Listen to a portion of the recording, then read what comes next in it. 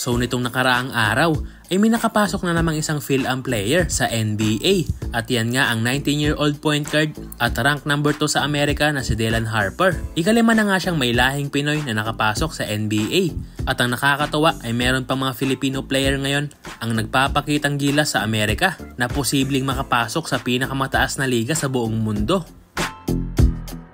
So unahin na nga natin itong si Andy Himaw. Last year, nang mapagdesisyon na ni Andy ang kanyang pagpunta sa Canada upang doon niya ipagpapatuloy ang kanyang pangarap sa basketball. Ayon sa tatay ni Andy Himaw, ay target nilang makakuha ng NCAA Division 1 offer. Ngunit kung hindi, ay babalik si Andy sa Pilipinas para maglaro sa UP Fighting Maroons. Kasalukuyang nag-aaral at naglalaro ngayon si Andy sa Royal Crown School sa Toronto, Canada.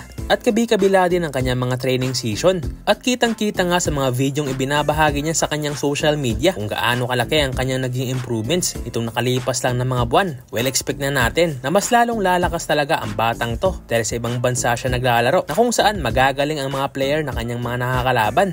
Katunayan ay nakatapat pa nga niya ang rank number 1 point guard ng USA at nakipagsabayan talaga ang ating pambato hanggang sa dulo ng laban. At napapabilang na din si Andy sa mga listahan ng mga rising star player sa Canada. Kung sakaling makakuha ng magandang offer si Andy sa NCAA, ay siguradong malayo ang mararating ng kanyang karera sa ibang bansa at hindi posibleng makapasok siya sa NBA. Ngunit kung sakaling hindi man siya palarin, ay sigurado namang meron tayong napakahusay na point guard sa ating Gilas Pilipinas in the future, di ba? At speaking of Gilas Pilipinas, ay nakakalungkot nga na hindi natin nakuha ang 18-year-old Phil-Am guard na si JJ Mandakit. Although kunti na lang ang kanyang Filipino heritage dahil siya ay isang half Chinese, half Hawaiian and half Filipino. Ngunit pwede pa rin sana itong maglaro sa Gilas kung inisikaso lang siya ng maaga ng SBP. Kaso naunahan tayo ng Team USA dahil isa si JJ sa mga magagaling na point guard ngayon ng Amerika. Kasalukuyan siyang naglalaro ngayon sa FIBA World Cup Under-19 sa koponan ng USA. At masasabing malaking sayang ito para sa ating national team dahil nakakapag-average lang naman siya ng 15.5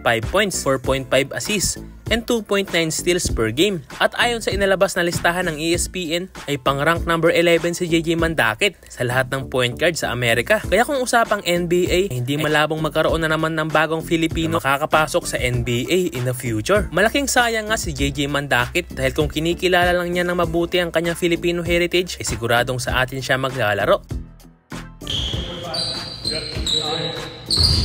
Stop, boy.